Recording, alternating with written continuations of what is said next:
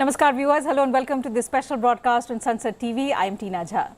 So the newly constructed Parliament House of India saw history being made on Thursday night with the passage of the Constitution 128th Amendment Bill 2023.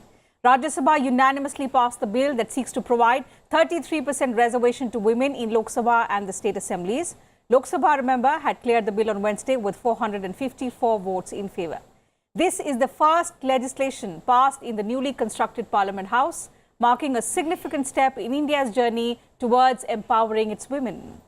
Hailing the passage of the bill with such an overwhelming majority as a historic achievement, Prime Minister Narendra Modi said India now stands at the cusp of a brighter, more inclusive future, with our Nari Shakti being at the core of this transformation.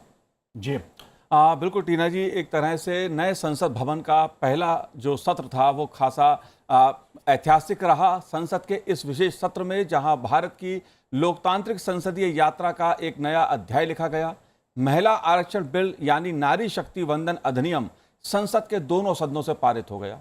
अब नारी शक्ति वंदन अधिनियम bill को राष्ट्रपति के पास भेजा जाएगा। राष्ट्रपति की मंजूरी मिलने के बाद महिला आरक्षण बिल कानून बन जाएगा। हालांकि पहले जनगणना और सीटों के प्रसीमन का काम होगा। जनगणना और प्रसीमन के बाद महिला आरक्षण विधेयक साल 2029 के लोकसभा चुनाव तक ही लागू हो सकेगा। 128वें संविधान संशोधन विधेयक यानी नारी शक्ति वंदन अधिनियम को अधिकांश राज्य विधानसभाओं की मंजूरी की आवश्यकता होगी। देश के 95 करोड़ पंजीकृत मतदाताओं में से करीब आधी आबादी महिलाएं हैं, लेकिन संसद में करीब 15% और राज्य विधानसभाओं में उनकी हिस्सेदारी 10% के आसपास है। जाहिर तौर पर जो नारी शक्ति वंदन अधिनियम विधेयक टीना पारित हुआ है संसद से, वो अपने आप में एक बहुत महत्वपूर्ण है और इसके व्यापक संदेश है, क्योंकि संसद का नया भवन और पहला विधेयक जिस तरह से पारित हुआ है वो अपने में बहुत बड़ा संदेश देता है। उसी पे हम चर्चा करेंगे। जी बिल्कुल, and to discuss the significance of this historic bill, also this special session that was called the 4-day session was historic in many ways. We moved from the old Parliament building to the new Parliament House of India. The significance of this as we enter the Amrit Kal, we will discuss with two special guests who are joining us on the program. I'm delighted to welcome Ms. Seema Dwivedi, Member of Parliament, Rajya Sabha. She represents the BJP. And Mr. P.P. Chaudhary, Member of Parliament, Lok Sabha. He represents the BJP as well. Thank you to both of you for joining us on this special broadcast. But before we begin with our discussion, let's listen in to the Prime Minister, what he said after the passage of this historic bill. कभी-कभी किसी निर्णय में देश के भाग्य को बदलने की क्षमता होती है और आज हम सभी ऐसे ही एक निर्णय के साक्षी बने हैं। संसद के दोनों सदनों द्वारा नारी शक्ति वंदन अधिनियम रिकॉर्ड मतों से पारित किया जा चुका है। जिस बात को देश को पिछले कई दशकों से इंतजार था, वो सपना अब सच हुआ है। ये पूरे देश के लिए बहुत ही खास समय है। ये भाजपा के हर एक कार्यकर्ता के लिए भी बेहद खास दिन है। आज हर नारी का आत्मविश्वास, हर नारी का आत्मविश्वास आसमान छू रहा है। पूरे देश की माताएं, बहनें और बेटियां आज खुशी मना रही हैं, हम सबको आशीर्वाद दे रही है। साथियों, कोटि कोटि माताओं बहनों के सपने को पूरा करने का सौभाग्य हमारी भाजपा सरकार को मिला है और इसलिए राष्ट्र को सर्वप्रथम मानकर चलने वाली पार्टी के रूप में, भाजपा कार्यकर्ता के रूप में, मैं एक जिम्मेदार नागरिक के रूप में, ये हमारे लिए बहुत बड़ा दिन होने का गर्व अनुभव कर रहे हैं। कोटि कोटि माताओं बहनों के सपने को पूरा करने का सौभाग्य हमारी भाजपा सरकार को मिला है। तो कई मायनों में काफ़ी ऐतिहासिक रहा, जैसा आपने सुना प्रधानमंत्री को। सीमा जी, आपसे शुरुआत करती हूँ चर्चा की। ये ऐतिहासिक सिर्फ इसलिए नहीं है क्योंकि हम नए संसद भवन में हमने प्रवेश किया और जो पहला कानून है वो महिलाओं को सशक्त करने के लिए है। ये इसलिए भी है कि आगे हम जिस अमृतकाल के लिए प्रधानमंत्री ने एक उम्मीद जताई है उसमें महिलाओं की भागीदारी को और ज़्यादा बढ़ाएगा। उस लिहाज से भी ये काफ़ी महत्वपूर्ण है। आप इस ऐतिहासिक क्षण की साक्षी रहीं, अपने अनुभव हमसे और हमारे दर्शकों से साझा करें। पहले तो मैं आभार करना चाहूँगी अपने प्रधानमंत्री जी के प्रति और अपनी पार्टी के प्रति, जिन्होंने मुझे राज्यसभा में भेज करके इस सुनहरे पल में साक्षी होने का साक्षात अवसर दिया। उसके लिए मैं उनको बहुत कोटि धन्यवाद देना चाहूँगी। देखिए टीना जी, कल जब विधेयक आ रहा था राज्यसभा में, पहले लोकसभा में आया, फिर वहाँ पे पास होकर के राज्यसभा में आया, देश नहीं बल्कि पूरी दुनिया की निगाह थी कि आज भारत में क्या होने वाला है। और बिल्कुल एकदम से यकीन नहीं हो रहा था कि ऐसा भी हो सकता है। कई दशक से जो काम नहीं हो पाया, सबसे लंबे समय तक कांग्रेस को काम करने का अवसर मिला। महिला प्रधानमंत्री भी कांग्रेस की हुई, लेकिन हम ये कह सकते हैं कि उन्होंने अच्छा प्रयास नहीं किया। अगर अच्छा प्रयास किया होता तो शायद इस बिल को मंजूरी बहुत पहले हो गई होती। स्वर्गीय पंडित अटल बिहारी वाजपेयी जी ने अपने बहुत छोटे से कार्यकाल में इस विधेयक को लेकर के आए, लेकिन एक कहावत है कि सपने वो नहीं होते जो नींद में देखे जाते हैं, सपने वो होते हैं जो इंसान को सोने नहीं देते। प्रधानमंत्री जी ने जो एक सपना नहीं देखा था, जो इनकी एक विजन थी, जो इनकी एक सोच थी कि हमको इस विधेयक को लाना ही लाना है, और जब राज्यसभा में विधेयक सर्वसम्मत से पास हो गया तो फिर आधी आबादी को बिल्कुल जैसे एकदम मुक्ति मिल गई हो, एकदम तो जैसे उनके लिए एक भाग्य उदय हो गया हो।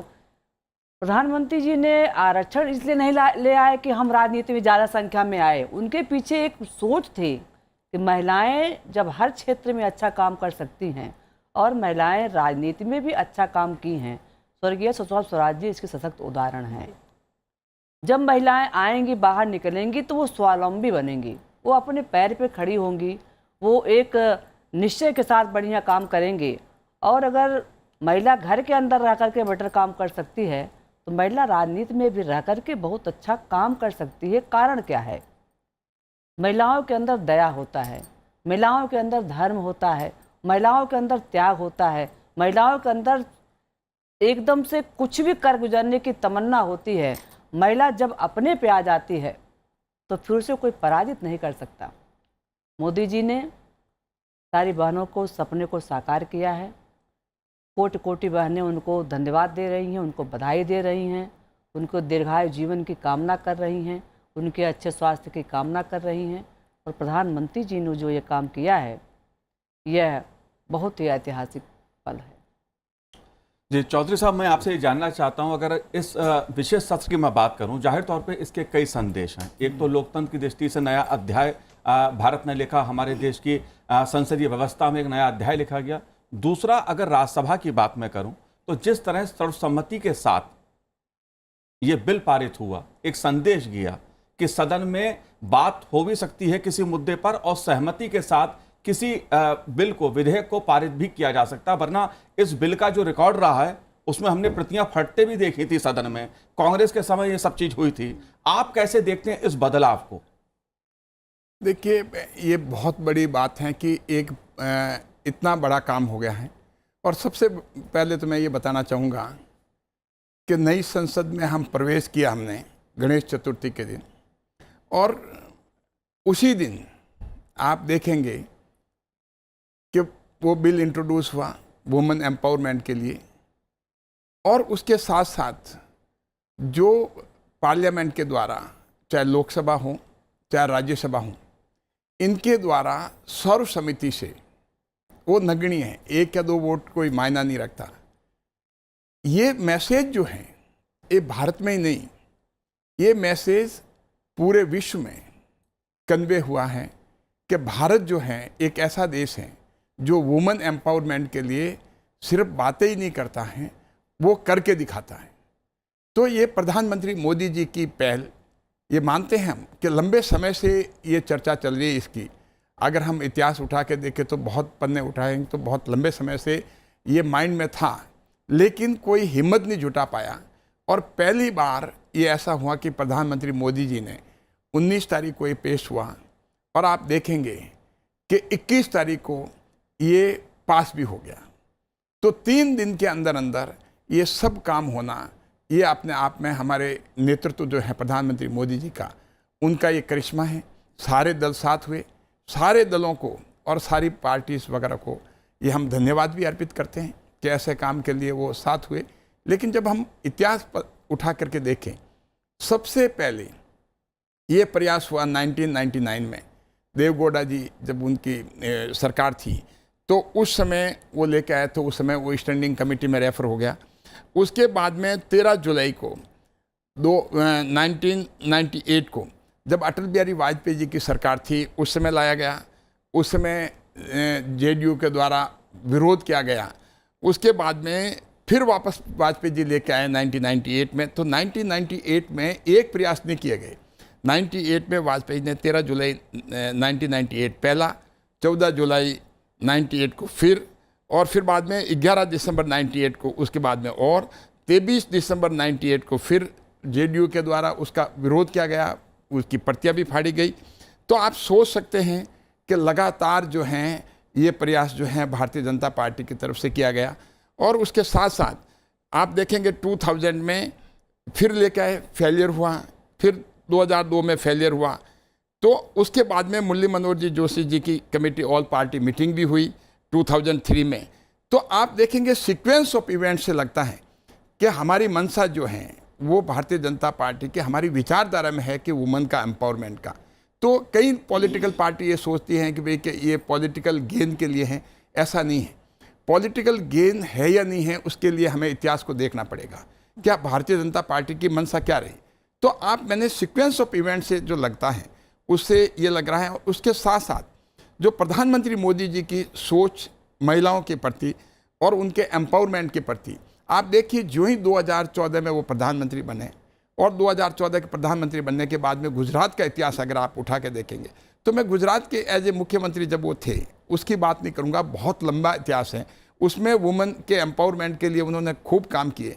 लेकिन अगर हम 2014 में जो पूरा देश देख रहा है, पूरा विश्व देख रहा है, तो उसमें 2014 में आप सोचें कि उज्ज्वला गैस के लिए 9.6 करोड़ और जन धन अकाउंट जो है करीब 27 करोड़ महिलाओं के खुलवाएं, और मुद्रा लोन जो है करीब 27 करोड़ महिलाओं को। और उसके बाद में रेशियो जो है अगर आप वुमेन का देखें, क्योंकि जब आप वुमेन एम्पावरमेंट की तरफ जाएंगे तो मेल फीमेल का रेशियो जो है उसमें पहले हमेशा फीमेल का रेशियो कम था।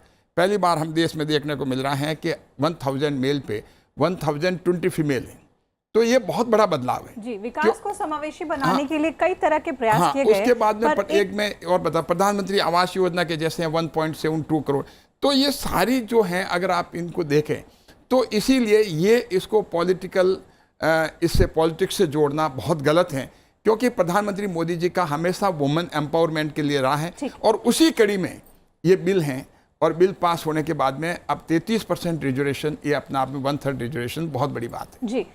सीमा जी, 27 साल से करीब प्रयास हो रहा था, अब जाकर सफल हुआ। अच्छी बात ये रही कि हमने देखा 2 दिन तक दोनों सदनों में काफ़ी अच्छी चर्चा हुई। कई तरह के लोगों ने अपने मत रखे, अपने सुझाव भी रखे किसी तरह के। तो अपने सदन के बारे में अगर आप बताएं कि क्या कुछ अच्छी बातें निकल कर आई, क्योंकि हमने देखा कि अक्रॉस पॉलिटिकल लाइंस जो भी मेंबर उठकर खड़ा हुआ उसने इस बिल का समर्थन ही किया, और खासकर राज्यसभा में हमने देखा कि बिल्कुल यूनानिमसली ये पास हुआ।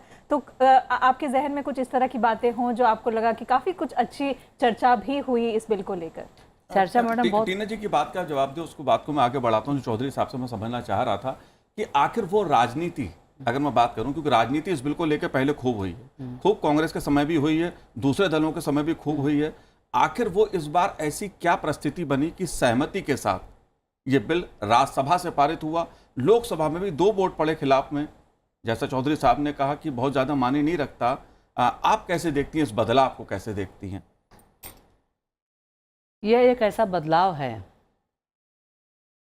कि जिस बदलाव की कल्पना खाली प्रधानमंत्री मोदी जी ही कर सकते हैं। आपको याद होगा जब कांग्रेस की गवर्नमेंट थी और कई दल के लोग उनको समर्थन देते थे, उनके साथ मिलकर के सरकार में रहते थे।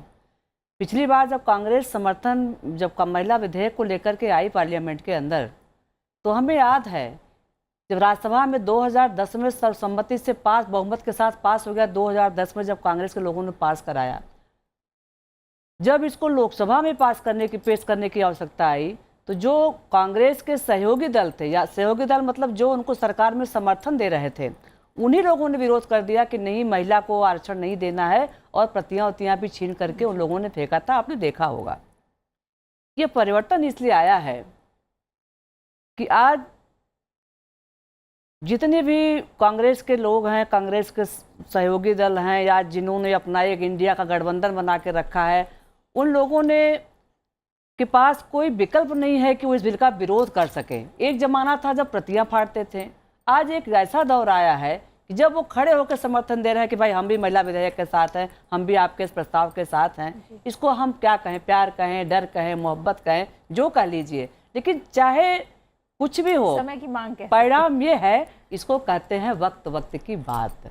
आज वक्त की ये बात है, आज मोदी जी है तो मुमकिन है। और मैं तो अभी तक ये सुनती चली आई हूँ कि किसी पुरुष को आगे बढ़ाने में किसी महिला का हाथ होता है, लेकिन आज मुझे साक्षात देखने को मिला, एकदम प्रत्यक्ष देखने को मिला कि महिला को आगे करने में माननीय प्रधानमंत्री मोदी जी का बहुत मजबूत हाथ है।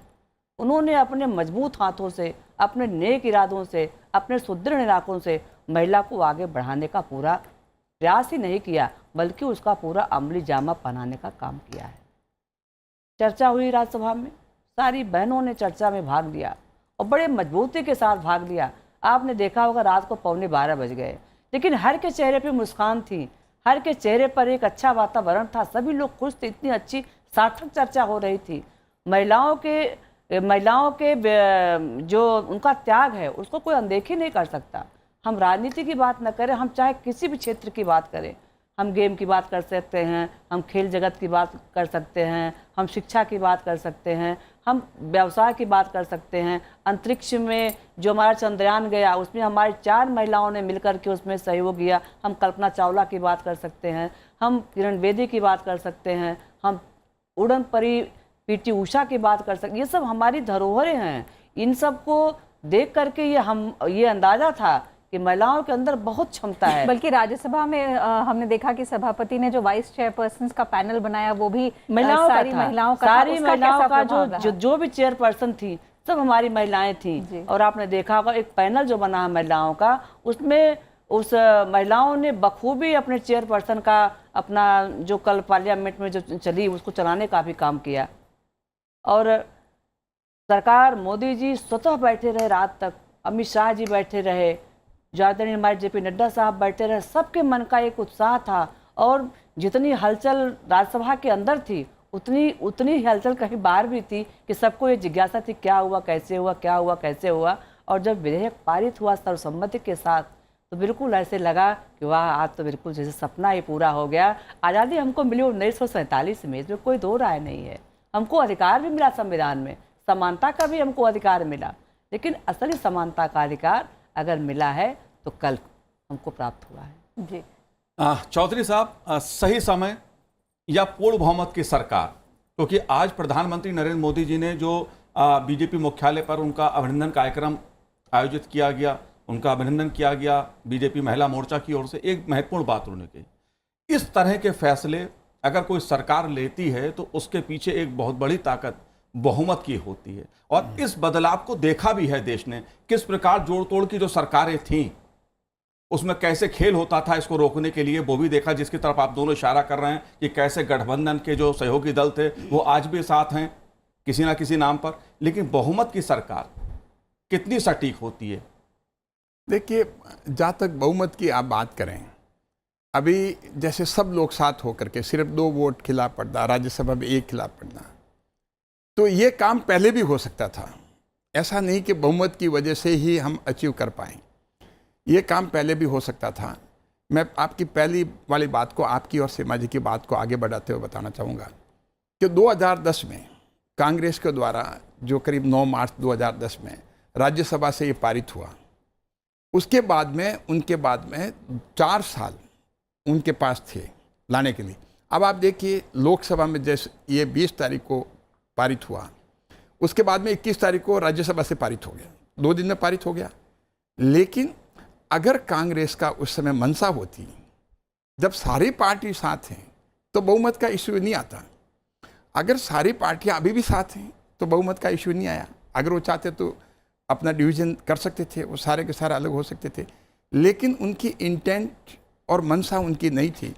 अगर मंशा होती तो 9 मार्च 2010 को पास हुआ राज्यसभा का, वो 4 साल तक लोकसभा में उसको नहीं लाया गया और कोई प्रयास नहीं किया गया। तो इसीलिए उसके लिए एक डिटर्मिनेशन होना चाहिए, एक विल होनी चाहिए, और यही कारण है प्रधानमंत्री मोदी जी जो हैं हमेशा कठोर निर्णय के लिए, सही निर्णय के लिए और देश हित के निर्णय के लिए, वो अगर देश हित के लिए निर्णय हैं और देश की 50% जनता के पक्ष में है, महिलाओं के पक्ष में है, उस निर्णय को लेने में वो कभी पीछे नहीं हटते। तो वो विल, इंटेंट वो कांग्रेस में नहीं थी और विपक्षी पार्टियों में उस समय 2010 से 2014 के बीच में नहीं थी, जो अभी हमें प्रधानमंत्री मोदी जी के नेतृत्व में देखने को मिली। अंग्रेजी में कहावत भी है, कहते हैं no force can stop an idea which time has come. Perhaps जी आपने एक सवाल किया बहुमत की, तो मैं एक जवाब देना चाहती हूँ जी। क्या 2014 के पहले कभी बहुमत की सरकार कांग्रेस की नहीं थी? थी ना? तो फिर क्यों नहीं लेके आए विधेयक को? इसके लिए क्या होना चाहिए? इसके लिए होना चाहिए नेक नियति और नेतृत्व। नियत और नेतृत्व जब दोनों रहता है तभी किसी काम को अंजाम दिया जाता है। हमारे प्रधानमंत्री जी के पास नियत भी है और मजबूत नेतृत्व भी है, तब जाकर के इस काम को हम अंजाम दे पाए हैं। शायद वो सही समय नहीं था, यही सही समय है। Mister Chaudhary, let me now ask you. I was saying, you know, that there is a saying in English that no force can stop an idea whose time has come. Perhaps this great idea, it was supposed to happen earlier. Now, anyway, I mean, कहते हैं देर आए दुरुस्त आए, हो गया ये idea. अब हमें आगे की तरफ देखना है, सशक्त बनाना है महिलाओं को, और ख़ास करके ऐसे समय में जब 2047 का विजन है, भारत को विकसित बनाना है, महिलाओं की भागीदारी उसमें बहुत अहम है। यंग जनरेशन को कैसे प्रेरित करेंगे कि वो राजनीति में आए, क्योंकि ये खास करके एक ऐसा क्षेत्र माना जाता है जिसमें कहते हैं कि रिटायरमेंट के बाद जब ज़िंदगी में सब कुछ कर लिया हो, शायद सरकारी नौकरी कर ली हो, रिटायर हो गए, तो आप राजनीति की तरफ रुख करते हैं। लेकिन अभी देश की मांग है कि युवा पीढ़ी राजनीति में उस जज्बे के साथ आए और उस परिवर्तन के उसके साथ आए जो प्रधानमंत्री कहते हैं कि हमें ट्रांसफॉर्मिंग इंडिया वाला विजन जो है उसको अचीव करना है। तो उसके लिए हम कैसे प्रेरित करेंगे जो युवा पीढ़ी की जो महिलाएं हैं, खास करके उनको, जब भी ये इम्प्लीमेंट होगा 2029 में या उससे आगे जब भी डिलिमिटेशन के बाद, तो ज़रूरी है कि ज़्यादा नंबर में युवा पीढ़ी की महिलाओं को हम इसमें शामिल करें। देखिए, जो पॉलिटिक्स हैं अब कंप्लीटली बदलाव आ रहा है। बदलाव इन द सेंस, अगर आप देखेंगे कि महिलाओं के लिए पॉलिसी मेकिंग जो है, एक पॉलिटिकल सिस्टम में हम देखते हैं कि जितना महिला के बारे में सोच सकती है उतना और कोई नहीं सोच सकता। तो उसके लिए एक पॉलिटिकल सिस्टम में एक बहुत बड़ा वैक्यूम था। तो इसको भरने का काम प्रधानमंत्री मोदी जी के पहल पे हुआ, और वैसे भी भारतीय जनता पार्टी में अपने घोषणा पत्र में महिला आरक्षण के लिए उन्होंने प्रावधान कर रखा कि हम करेंगे। जो घोषणा पत्र में बात कही वो किया, लेकिन और पार्टी जो घोषणा पत्र का जो बात करती है वो करती नहीं। और जहाँ तक यंग जनरेशन की बात है, अब पॉलिटी जो कम्प्लीटली डे बाय डे बदल रही है। पहले यंग जनरेशन को लगता था, क्योंकि हमारी यंग जनरेशन हमेशा करप्शन के खिलाफ है, तो प्रधानमंत्री मोदी जी आने के बाद में जो ट्रांसपेरेंसी गवर्नेंस में आई है, वो ट्रांसपेरेंसी उसके लिए हमारी युवा पीढ़ी हमेशा पहले तरसती थी। लेकिन अब युवा पीढ़ी के साथ साथ आप देखते हैं ब्यूरोक्रेट्स भी आ रहे हैं, टेक्नोक्रेट्स भी आ रहे हैं, बड़े बड़े बिजनेस लोग भी आ रहे हैं, और उसके बाद में यंग पीढ़ी जो है वो भी अट्रैक्ट लगातार हो रही हैं। पहले पॉलिटिक्स से वो दूर रहती थी, लेकिन अब उनको लगता है कि हमारा भी देश के लिए बहुत कंट्रीब्यूशन दे सकते हैं, देश के लिए कंट्रीब्यूट कर सकते हैं, हमारी टैलेंट वहाँ यूज़ कर सकते हैं। और मेरा मानना है कि आने वाले टाइम में, एक समय हम देखते थे लोकसभा हमारे किस तरह होती थी, अब जो लोकसभा का जो देखेंगे लगातार जो है वो एजुकेशन सिस्टम जो है उसमें हमारे काफ़ी इस तरह के लोग आएंगे जो कि पॉलिसी मेकिंग में हर फील्ड के, हर क्षेत्र के, हर सेक्टर के जब आएंगे, जो कि प्रधानमंत्री मोदी जी भी चाहते हैं कि इस तरह का लोग आएँ और पॉलिसी मेकिंग में उनका भी कंट्रीब्यूशन हो। और जब फाइन पॉलिसी मेकिंग देश के लिए होगी तो देश जो है आगे सर्टेनली बढ़ेगा, और 2047 में भारत जो है एक विकसित देश, जो प्रधानमंत्री मोदी जी ने जो एक ब्लूप्रिंट बनाया है देश के लिए, वो अचीव होकर के रहेगा। और मैं कहता हूँ 2047 तो बहुत दूर है, उसके पहले ये चीज़ जो है अचीव हो जाएगी। सीमा जी, इससे मिलता जुलता एक सवाल आपसे और पूछना चाहती हूँ। कहते हैं कि अकेले हम 10 कदम ही चल पाएंगे, साथ में हम दौड़ लगा सकते हैं। आप एक वरिष्ठ सांसद हैं, एक सीनियर वुमन पार्लियामेंटेरियन होने के नाते युवा पीढ़ी को कैसे प्रेरित करेंगी कि वो और ज़्यादा संख्या में राजनीति में आए? हमारे प्रधानमंत्री जी कहते हैं कि महिला सब कुछ कर सकती है, बशर्ते समाज और सरकार का सहयोग होना चाहिए। बेटी बचाओ बेटी पढ़ाओ यहीं से स्टार्ट हो जाती है। पहले जब बेटियां पैदा होने ही नहीं दी जाती थी, होने से पहले उनके बारे में गलत धारणा पाल ली जाती थी, तो उनको हम राजनीति में कैसे ला सकते थे। अब बेटी बचाओ बेटी पढ़ाओ का परिणाम ये आया कि आज हमारा लिंगानुपात बढ़ गया। आज सबके घर परिवार में बेटियां हैं। अब हर व्यक्ति बेटी बेटा में कोई अंतर नहीं मानता। जितनी शिक्षा वो बेटे को देता उतनी शिक्षा अपनी बेटी को भी देता है, और बेटियां राजनीति में बहुत सक्सेसफुल होंगी। आने वाले कल में आप देखिएगा कि महिलाओं का जो स्थान होगा, हमारी बेटियां अच्छी अच्छी पॉलिटिशियन बनेंगी, पार्लियामेंट में आकर के उनकी जब दहाड़ होगी, जब उनकी बात होगी, तो आप देखिएगा क्या होता है। और हम ये कह सकते हैं जो प्रधानमंत्री जी का ने एक निश्चय किया है 2047 में विकसित भारत बनेगा।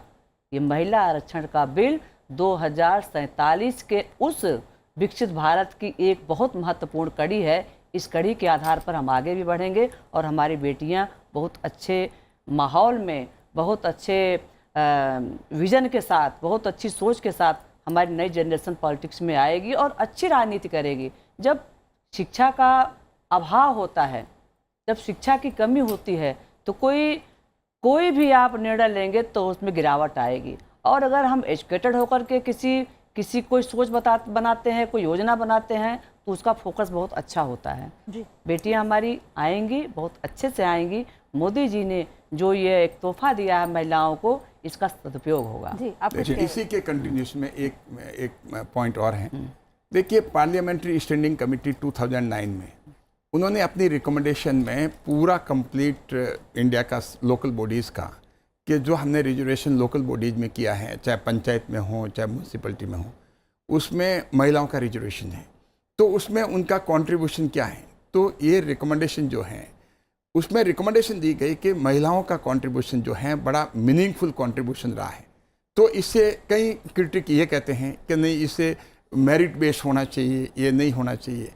तो उनकी इस बात का जवाब है कि जब 2009 की पार्लियामेंट्री स्टैंडिंग कमेटी की department of personal and law and justice की रिपोर्ट है, उसमें साफ लिखा है कि इनका कंट्रीब्यूशन जो है बहुत मीनिंगफुल है। तो आने वाले टाइम में अब इस मीनिंगफुल कंट्रीब्यूशन को स्टेट लेजिस्लेचर के लेवल पे और पार्लियामेंट के लेवल पे भी बढ़ाया जाएगा। जब हमने ग्रास रूट लेवल पे, जब हमारा गवर्नेंस का सिस्टम अगर देखा जाए, तो हमारे पार्लियामेंट हैं, स्टेट लेजिस्लेचर हैं, और हम कहते हैं 2 टियर है। मेरा मानना है कि 3 टियर है, और 3 टियर में ही महिलाओं का जो है वो योगदान होगा।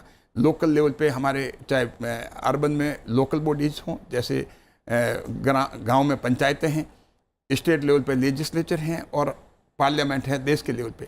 तो तीनों जगह जो हैं अब ये रिजर्वेशन होने से महिलाओं का मातृशक्ति का कंट्रीब्यूशन भी बड़ा मीनिंगफुल रहेगा जी। लेकिन सीमा जी, यहाँ पर मैं कुछ सवाल उठाना चाहता हूँ, क्योंकि ये सवाल संसद के दोनों सदनों में ही नारी शक्ति वंदन अधिनियम पर जब चर्चा हुई, दोनों सवाल कई सवाल उभर के सामने आए। उसमें एक सवाल तो बार बार ओबीसी का था।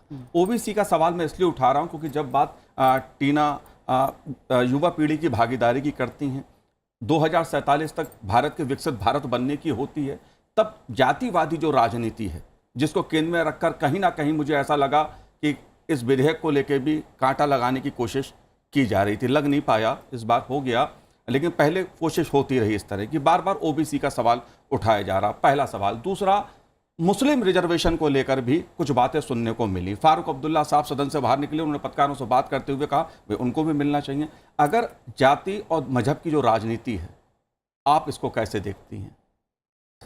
देखिए, जहाँ तक ओबीसी आरक्षण की बातें कर रहे हैं, ओबीसी आरक्षण की मंजूरी किसने दी? ओबीसी आरक्षण को जो उन्होंने पहले प्रस्ताव आया था, उसको संवैधानिक दर्जा किसने दिया? हमारी पार्टी ने दिया। हम 33% की बात करते हैं, 33% का आरक्षण होगा, सभी महिलाओं की भागीदारी होगी, सारी महिलाएं निकल करके आएंगी। और ये कांग्रेस के लोग जो ओबीसी की बात कर रहे हैं, ये बिल्कुल कांटा लगाने वाला काम कर रहे हैं कि ऐसा गेम खेलें, ये मामला उलझ जाए और फिर हम जाकर के PIL दाखिल करें और इसको उलझाने का काम करें। ये कांग्रेस की ये गेम है और इन लोगों ने, इनकी नीयत न महिलाओं के प्रति कभी साफ थी, न है, न कभी रहेगी। ये नहीं चाहते कि महिलाएं निकल करके समाज में आएँ, इसीलिए इन्होंने एक जिसको गाँव में कहते हैं ना, पैर खींचने का काम ये लोग कर रहे हैं। देखिए, सीमा जी की बात को आगे बढ़ाते हुए, जो अभी प्रेजेंट सिस्टम में, चाहे स्टेट लेजिस्लेचर हो चाहे पार्लियामेंट हो, रिजर्वेशन सिस्टम जो है हमारा वर्टिकल के साथ साथ सिर्फ SC और ST का हॉरिजेंटल है। आप देखें, उसमें हॉरिजेंटल रिजर्वेशन में जो OBC का रिजर्वेशन अगर आप देखें, OBC वगैरह का रिजर्वेशन किसी का नहीं, सिर्फ SC और ST का रिजर्वेशन है। तो 33%, 1/3 रिजर्वेशन जो महिलाओं का होगा, उसमें 33% टोटल होगा। और जितना SC और ST का रिजर्वेशन है, उसमें रिजर्वेशन विद इन रिजर्वेशन होगा, वो एक्सीड नहीं करेगा। उसमें जितने SC ST के हैं, तो उसमें SC ST के सपोज 100 टोटल MP जाते हैं, तो उसमें 33% उसमें mandatorily reservation with in reservation उसमें महिलाएं होगी। और जब वो वर्टिकल आगे जाता है, क्योंकि वर्टिकल में और कोई सेगमेंट नहीं है, अभी भारत के संविधान में किसी तरह का प्रावधान नहीं, सिर्फ SC और ST के अलावा, तो इसीलिए वर्टिकल में जो है ये प्रावधान नहीं है। लेकिन आगे सिस्टम जब एक बार फंक्शन करेगा, तो ऐसा नहीं कि ऑल टुगेदर गवर्नमेंट ने कोई अभी स्टैंड लिया है, कोई स्टैंड दिस वे और दैट वे नहीं लिया है। क्योंकि हम देखते हैं लोकल बॉडीज में रिजर्वेशन का सिस्टम अलग है, वहाँ पर हॉरिजेंटल OBC का भी आता, कहीं आ रहा है। लेकिन यहाँ पर जो सिस्टम है, अभी हमारा रिजर्वेशन सिस्टम सिर्फ SC ST का है, तो SC ST में भी महिलाओं का हॉरिजेंटल रिजर्वेशन में रिजर्वेशन आने वाले समय में, क्योंकि ये मांग उठ रही है आने वाले समय में पार्टिसिपेटरी बनाने के लिए, और ज्यादा निचले तबके से महिलाओं को उसमें उनकी भागीदारी हो, उसको बढ़ाने के लिए क्या ये प्रावधान है कि आने वाले समय में हम इसको जोड़ सकते हैं? नहीं, अभी देखिए, ऐसा है कि जब कोई भी सिस्टम अभी जब शुरू किया है, ये अभी वर्केबल होता है, कैसे होता है, उसके बाद में देखा जाएगा कि भाई सोसाइटी में जो बैकवर्डनेस क्या है क्या नहीं है, वो आने वाले समय में बताएगा। लेकिन अभी जो है मेन टारगेट जो है, वो ये नहीं रखा गया कि किसी पर्टिकुलर कास्ट का रिजर्वेशन का, अभी सिर्फ ये है जेंडर रिजर्वेशन है, बेसिकली महिलाओं के रिजर्वेशन की बात हो रही है और किसी की नहीं हो रही है। और महिला रिजर्वेशन में क्योंकि एक कन्फ्यूजन था एक लेवल पे कि भाई SC ST में क्या होगा, क्या उसके प्लस होगा, या तो इसीलिए रिजर्वेशन विद इन रिजर्वेशन होगा और वो हॉरिजेंटल रिजर्वेशन में आएगा। लेकिन वर्टिकल रिजर्वेशन में और कोई रिजर्वेशन का प्रावधान जो विधानसभा और लोकसभा में नहीं है। चौधरी साहब, आपने कहा कैसे होगा, हर किसी के मन में अब एक सवाल है, कैसे होगा? परसीमन की बात है, जनगणना की बात है, 2029 तक होगा या उसके आगे जाएगा? सरकार की मंशा तो ठीक थी, सरकार ने पारित कर दिया दोनों सदनों से। अब सवाल प्रक्रिया का है, इसका क्रियान्वयन कैसे होगा, किस तरह से होगा? देखिए, बहुत अच्छा सवाल है आपका। ये सवाल संसद में भी उठा था और मुझे लगता है कि राहुल गांधी ने उठाया था कि अभी आप लागू क्यों नहीं कर सकते, अभी क्या अभी करिए। देखिए, ऐसा है कि तो हमारे गृह मंत्री माननीय अमित शाह जी ने उसका बहुत अच्छा जवाब दिया। उन्होंने कहा कि अगर आप अभी लागू करें तो आप कहेंगे कि ट्रांसपेरेंसी नहीं किया आपने। आपकी सीट सपोज उनकी खुद की सीट है, और अगर गवर्नमेंट को ये पावर दे कि भाई आप अभी क्या भी करें, तो उनकी खुद की सीट अगर महिला की कर लें तो क्राइटेरिया क्या, बेसिस क्या? अगर गवर्नमेंट अगर कल छांट के कह दें भाई कि इतने लोग हैं, इन सारों की सीटें जो लोग हैं चुन करके उनकी सीट महिला की सीट कर लें, तो इसीलिए गवर्नमेंट की मंशा बहुत क्लियर है। तो इसीलिए उनको उसी समय समझ में आ गई, पूरी पार्लियामेंट को लग गया और बहुत सटीक जवाब था। तो इसीलिए उसमें आने वाले टाइम में ये पहले सेंसस होगा, उसमें पॉपुलेशन का क्या आता है, उसके बाद में डिलिमिटेशन होगा। डिलिमिटेशन महिलाओं की उसमें संख्या क्या रहती है, क्योंकि ये सारे प्रावधान भारत के संविधान में नहीं दिया जा सकते। ये एक्ट ऑफ पार्लियामेंट में इसके बाद में रिप्रेजेंटेशन ऑफ पीपल एक्ट जो है वो अमेंड होगा। लेकिन एक बेसिक क्राइटेरिया दे दिया कि 33% रिजर्वेशन महिलाओं का होगा। कैसे होगा, प्रोसीजरल, वो जो हैं वो भारत के संविधान में नहीं दिया जा सकता। वो डिलिमिटेशन कमीशन होता है, वो कमीशन करेगा, जो एक इंडिपेंडेंट बॉडी होती है, गवर्नमेंट से उसका इंटरफेरेंस नहीं होता। अगर गवर्नमेंट का इंटरफेरेंस होगा तो ये कहेंगे भाई गवर्नमेंट ने जो है ट्रांसपेरेंसी नहीं रखी और कई लोगों की सीटों को जो आपने महिलाओं की कर दी। तो एक ट्रांसपेरेंट सिस्टम जनरेट होगा जो कि सबके लिए लागू होगा।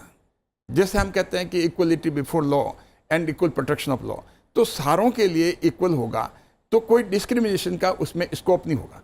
तो इसीलिए इमीडिएटली ये नहीं किया जा सकता। लेकिन ऐसा नहीं कि 2029 से होगा, 2029 तो पार्लियामेंट का कह सकते हैं, लेकिन डिलिमिटेशन जो है 2026 में, जब डिलिमिटेशन हो, सेंसस होगा पहले 25 से, मेरा मानना है 24 से शुरू हो जाएगा। 24 से शुरू हो जाएगा सेंसस होने के बाद में। अगर 2026 में डिलिमिटेशन के बाद में, उसके बाद में डिलिमिटेशन कमीशन अपनी रिपोर्ट दे देगा, तो 27 और 29 के बीच में चाहे विधानसभा हो या और कोई चुनाव हो, तो मेरा मानना है कि उसमें समय भी लागू किया जा सकता है।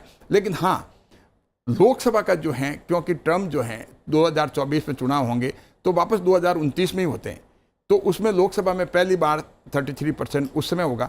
लेकिन उसके पहले कोई विधानसभा के चुनाव होंगे तो डिलिमिटेशन के बाद में वो जब जो ही रिपोर्ट पब्लिश होगी तो उसके अनुसार ही चुनाव होंगे। एक और चीज़ जो आपसे समझना चाहेंगे कि डिलिमिटेशन जो इससे पहले हुए हैं एक्सरसाइजेज, उनमें अमूमन कितना समय लगा है, और अब जब ये होगा, अगर जब भी ये शुरू होगा तो क्या संभावना है कि कितना वक्त लग सकता है, और क्या ये 29 तक फिर लागू होगा या फिर ये 34 तक चला जाएगा? मुझे लगता है 2026 के पहले पहले सेंसस हो जाएगा और 2026 को डिलिमिटेशन जो है मुझे लगता है बहुत शॉर्टेस्ट पीरियड में हो जाएगा। और मुझे लगता नहीं कि 1 साल से भी ज़्यादा लगेगा, पहले करीब 2 साल लगे होंगे। लेकिन इससे, क्योंकि उसके बाद में आने वाले जो कहीं भी विधानसभा चुनाव हो सकता है, 2027 में भी चुनाव हो, 2028 में भी है, 2026 में भी है, तो इसीलिए उन चुनाव पे ये लागू हो जाएगा। तो हमें महिलाओं का रिजर्वेशन, मेरा मानना है, ये it is my opinion, not the opinion, I am not speaking on behalf of the government, लेकिन मेरा मानना है कि मोदी जी जो हैं, काम करने का उनका तरीका बहुत फास्ट है, उनका मनसा बहुत साफ है। वो अर्लीस्ट पॉसिबल 2029 को पार्लियामेंट को इंतजार करना पड़ सकता है, लेकिन दूसरे चुनाव जो हैं हमारे विधानसभाओं के, उसमें जो मेरा मानना है कि लागू हो सकता है। सीमा जी, एक बहुत बड़ी अपॉर्चुनिटी है युवा पीढ़ी की महिलाओं के लिए 2029 या 34 जब भी हो, तो कि वो राजनीति में अपनी भूमिका निभा सके।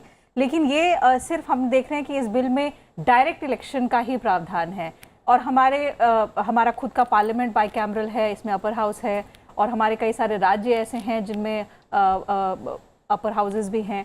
तो वहाँ पर महिलाओं की भागीदारी भी रहे, उसके लिए पॉलिटिकल पार्टीज को क्या सिर्फ इच्छा शक्ति पे छोड़ देना चाहिए, या उम्मीद करनी चाहिए कि आने वाले समय में कुछ ऐसा भी हो जिससे आप इस तरह के इनडायरेक्ट इलेक्शन में भी? राज्यसभा विधान परिषद में आरक्षण करना ये वैधानिक संकट है। ये चुनाव तो होता नहीं है, ये तो विधायकों के आधार पर संख्या बना करके राज्यसभा में भेज दिया जाता है। वही हाल विधायकों के संख्या बल पे विधान परिषद में भेजा जाता है। ये उससे अलग है। लेकिन हमारी नीयत ठीक है, हमारी सरकार की नीयत स्पष्ट है। अगर स्पष्ट न होती तो हम जैसी ग्रामीण महिला, दूर दराज की रहने वाली महिला, जो बिल्कुल किसी बड़े उद्योगपति से नहीं, फिल्म जगत से नहीं, किसी बड़े उससे नहीं, तो हम लोग कैसे आए? पार्टी ने ढूंढ के लाया हम लोगों को। ऐसे पार्टी ढूंढेगी और लेकर के आएगी, लगातार हमारा प्रतिशत बढ़ेगा। जी बिल्कुल। चौधरी साहब, थोड़ा सा जरा अलग हटता हूँ, बात नारी शक्ति वंदन अधिनियम की है, क्योंकि एक बहुत बड़ी मिसाल बना है। मिसाल लोकतंत्र में देश की जो हमारी व्यवस्था है, संसदीय व्यवस्था है, उसमें महिलाओं की भागीदारी बढ़े, उस लिहाज से तो है। लेकिन अगर मैं सदन की बात करूं, क्योंकि लंबे अरसे बाद लगा, उपराष्ट्रपति, राज्यसभा के सभापति जी ने कई बार इस बात को कहा कि सदन में सहमति के साथ आगे बढ़ा जाए, मुद्दों पर चर्चा हो, टकराव से बचा जाए। लोकसभा अध्यक्ष जी ने भी, ओम बिरला जी ने भी इन बातों पर लगातार जोर दिया कि सदन में चर्चा हो, बात हो, अपनी बात रखिए। और वो दृश्य कहीं ना कहीं संसद का जो नया भवन है इस बार देखने को मिला। पक्ष और विपक्ष की तरफ से अपनी अपनी बातें कही गई, सर्वसम्मति के साथ काम भी हुआ, और जहां विरोध प्रकट करना था वो विरोध भी जताया गया। इसको आप कैसे देखते हैं? इसकी हम आगे उम्मीद कर सकते हैं क्या, जिसकी उम्मीद राज्यसभा के सभापति जी कर रहे हैं, लोकसभा के अध्यक्ष करते हैं? देखिए, नए संसद में जाने के बाद में पहली बार पूरे विश्व के लिए एक बहुत बड़ा मैसेज है कि भारत जो है वुमेन एम्पावरमेंट के लिए सारे दल, उनकी चाहे आइडियोलॉजी कुछ भी हो, लेकिन वुमेन एम्पावरमेंट के लिए पहली बार प्रधानमंत्री मोदी जी के नेतृत्व में देश पूरा एक हुआ। और मेरा मानना है कि चर्चा जो है वो सार्थक होनी चाहिए। ज़रूरी नहीं कि आगे कई तरह के बिल आते हैं, पार्टीज अपना स्टैंड ले सकती हैं। इसमें वुमेन रिजर्वेशन के लिए तो मैं मानता हूँ कि पूरा देश एम्पावरमेंट के लिए एक साथ है और ये पूरा विश्व के लिए मैसेज है। लेकिन दूसरे जो बिल आते हैं उसमें ज़रूरी नहीं कि जो इसमें जो सहयोग दिया उसमें सब वो सहयोग देवे, लेकिन हाँ, सार्थक चर्चा जो है वो बहुत ज़रूरी है, क्योंकि हमें एक मैसेज जो है पूरे देश में हमारी युवा पीढ़ी को भी जाता है कि हाँ, पार्लियामेंट में डेलिब्रेशन होता है, चर्चा होती है, और चर्चा के बाद में जो है उसमें उसके बाद में लॉ बनता है। तो ये मैसेज सभी राजनीतिक पार्टीज़ को देना चाहिए। और आखिर में होता यही है, अगर आप चाहे शोरगुल कर लो और चर्चा कर लो, बिल जो मेजोरिटीज हैं वो पास होना है, तो हमें ये सभी राजनीतिक पार्टी को चाहिए कि उसमें चर्चा में भाग लेना चाहिए और सार्थक चर्चा करनी चाहिए। और उनका कंट्रीब्यूशन जो है ये देश अपेक्षा करता है। जिन लोगों ने उन्होंने चुन के भेजा है वो चाहते हैं कि वहाँ पर वो अपनी बात रखें, डिस्कशन करें, डिबेट करें, और डिबेट के बाद में जो है मेजोरिटी से डिसीजन हो। न ऐसा नहीं कि आप शोरगुल शुरू कर दो। हर एक को अपना पक्ष रखने का अधिकार है, चाहे विपक्ष हो चाहे पक्ष हो, लेकिन विपक्ष को ये अधिकार नहीं है कि वो माइनॉरिटी में है तो उसको शोरगुल कर करके, हंगामा कर करके सदन का टाइम खराब कर। मैं इस बात को इसलिए उठा रहा हूं क्योंकि इस बार जो चर्चा हुई, जब जो हमारा संविधान सदन बना है उसमें सेंट्रल हॉल से जो संदेश गया, उसमें राज्यसभा के सभापति जी का इस बात पे जोर था कि टकराव से बचें, मुद्दों पे चर्चा करें। सीमा जी, आप कैसे देखती हैं इस पहलू को? क्योंकि एक बहुत बड़ा मुद्दा रहा है, सदन में चर्चा होगी आम जनता के मुद्दों पर, देश के मुद्दों पर, समाज के मुद्दों पर, तो शायद पक्ष और विपक्ष दोनों को अपनी बात कहने का मौका मिले। और अच्छी बात ये रही है कि इस बार नए संसद भवन में हमने देखा कि शुरुआत बहुत अच्छी हुई है, इस बिल पर चर्चा बहुत सार्थक हुई है, एक अच्छा संदेश दिया है हमने। अब चैलेंज ये है कि इसको बरकरार कैसे रखेंगे आगे। कि हमारी सरकार, हमारे सभापति महोदय राज्यसभा में बार बार ये कहते हैं, बार बार कोशिश करते हैं कि आप आइए चर्चा करिए। आपको याद होगा मणिपुर पे चर्चा कराने की बात आई थी, हमारे स्पीकर साहब ने, हमारे नेता ने बार बार कहा कि आइए चर्चा होगी, चर्चा होगी। टाइम दिया गया, वो लोग आए ही नहीं, आए तो हंगामा करके चले गए, वॉकआउट कर दिए। और सार्थक चर्चा होने से मैं ये समझती हूँ कि जब तक सदन में चर्चा नहीं होगी तब तक कोई बातें छन करके सामने नहीं आएंगी। सदन चलाने की जितनी जिम्मेदारी सत्ता पक्ष की है उतनी विपक्ष की है। जब दोनों लोग मिल करके चर्चा करेंगे तो सदन में बेहतरीन काम होगा, जनता के हित का फैसला लिया जाएगा। हमारे स्पीकर साहब को आपने देखा होगा, कितनी कूल माइंड के हैं, कितना उनके अंदर धैर्य है। मैं उनके धैर्य की सराहना करती हूँ, उनके अंदर अटूट धैर्य भरा हुआ है। और विपक्ष को जिस तरह से वो सम्मान देते हैं, कहते हैं कि आप आइए, अपनी बात कहिए, चर्चा करिए, मैं सुन रहा हूँ। कभी कभी तो ऐसा होता है कि वो उठ के खड़े भी हो जाते हैं, बार बार खड़े रहते हैं कि भाई मैं उठ गया हूँ तो आप बैठो, मैं कोई व्यवस्था दे रहा हूँ, आप व्यवस्था का पालन करिए।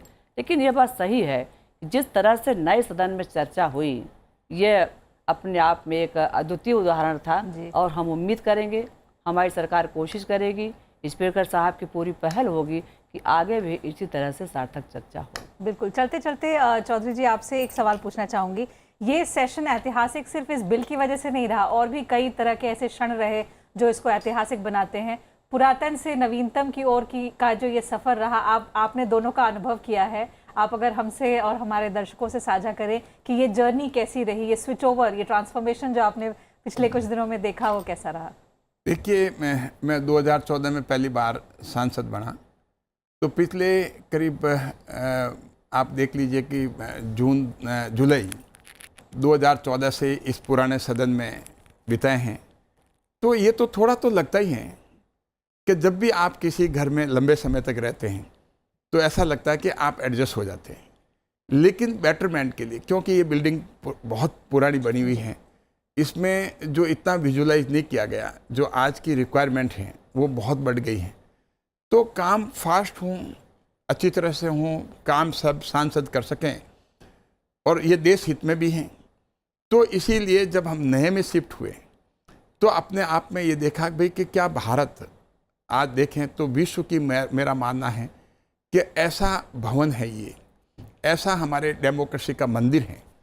तो मेरा मानना है कि पूरे विश्व में शायद सर्वोच्च कहा जा सकता है, चाहे अमेरिका हो चाहे इंग्लैंड का हो, सारों की आपकी पार्लियामेंट बिल्डिंग आप देख करके देख सकते हैं। लेकिन मैं प्रधानमंत्री जी की इस बात में, उनके विजन की, उनके दूरदृष्टि की, जो उन्होंने सोचा और क्रियान्वित की, और आज की तारीख में ऐसा भवन बन करके तैयार हुआ जहाँ काम करने के लिए।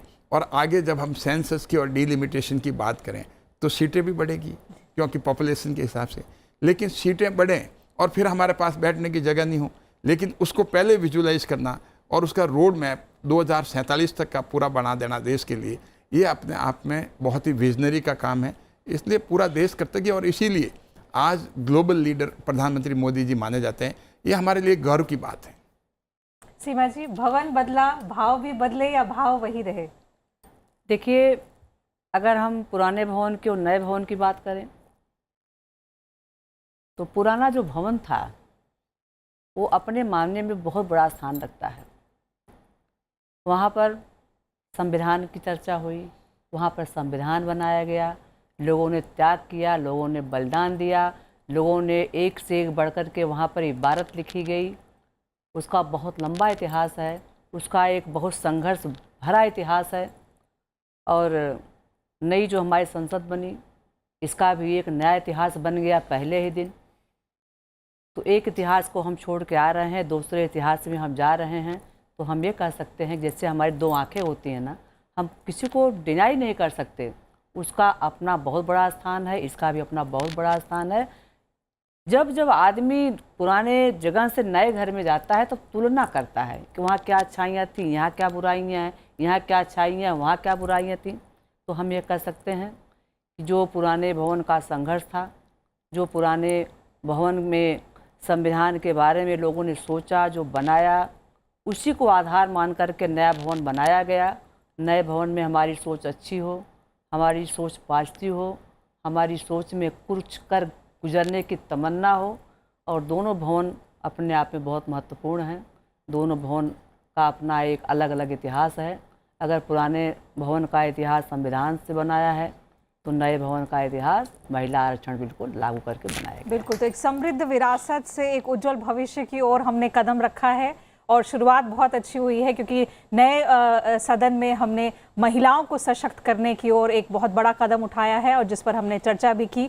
आने वाले दिनों में अब इंतजार रहेगा कि जल्दी से ये इम्प्लीमेंट हो और युवा पीढ़ी की महिलाओं को हम राजनीति में, पॉलिसी मेकिंग में अहम भूमिका निभाते हुए देखें। So with that having been said, we'll have to wind up the program. I would like to thank both my guests for joining us on this special broadcast, and thank you to you viewers also for your time.